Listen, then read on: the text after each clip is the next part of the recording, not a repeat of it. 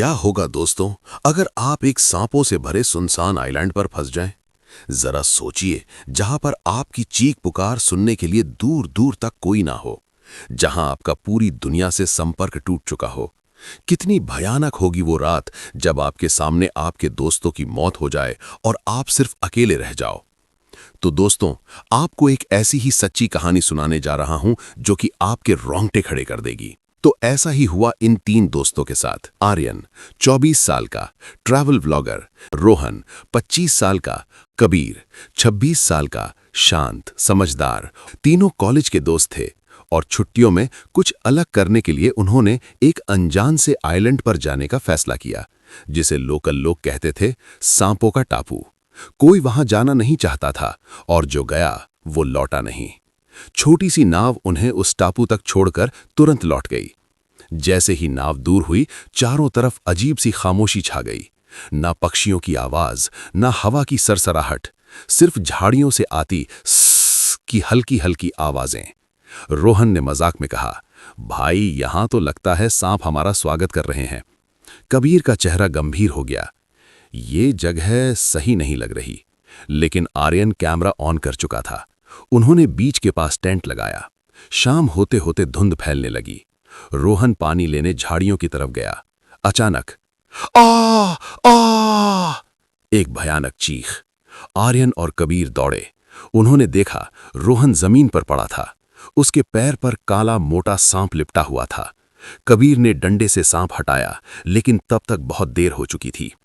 रोहन की आंखें खुली थीं, लेकिन वो देख नहीं रहा था, क्योंकि रोहन ने उन दोनों को अलविदा कह दिया था।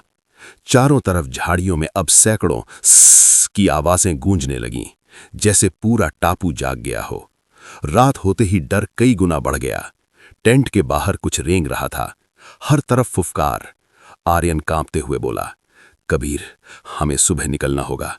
कबीर ने कहा, जिंदा बचेंगे तो ना। तभी टेंट के अंदर से टप टप ऊपर से कुछ गिरा। कबीर ने टॉर्च ऊपर की। टेंट की छत पर दर्जनों छोटे सांप लटक रहे थे। दोनों टेंट से बाहर निकलकर भागे। अंधेरे में पेड़ों के बीच अचानक आर्यन चीखा। कबीर ने मुड़कर देखा। आर्यन एक गड्ढे में गिर चुका था। वो गड्ढा सांपों से भरा था, सैकड़ों सांप। आर्यन की चीखें कुछ सेकंड्स में धीमी पड़ गईं, फिर खामोशी। और इस बार कबीर अकेला पड़ चुका था।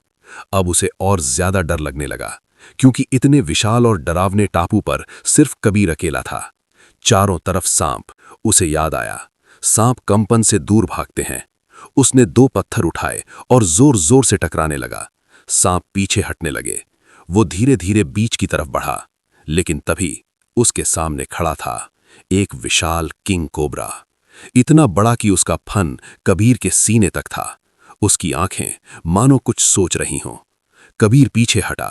कोबरा ने हमला किया। कबीर ने हाथ में पकड़ा कैमरा उसके मुंह में घुसा दिया।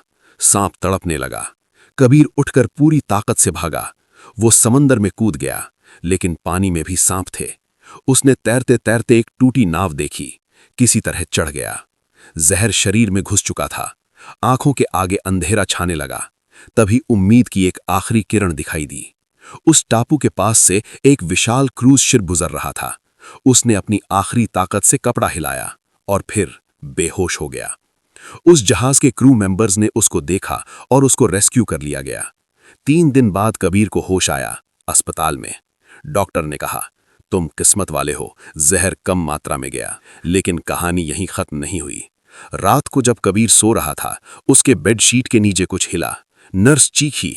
एक छोटा सांप कबीर के बैग से निकल रहा था, मानो वो टापू अब भी उसके साथ था। आज भी सांपों का टापू बंद है, और कबीर आज भी कहता है, वो टापू सिर्फ जगह नहीं है, वो जिंदा है, और जो वहां गया वो पूरी तरह कभी लौटता नहीं।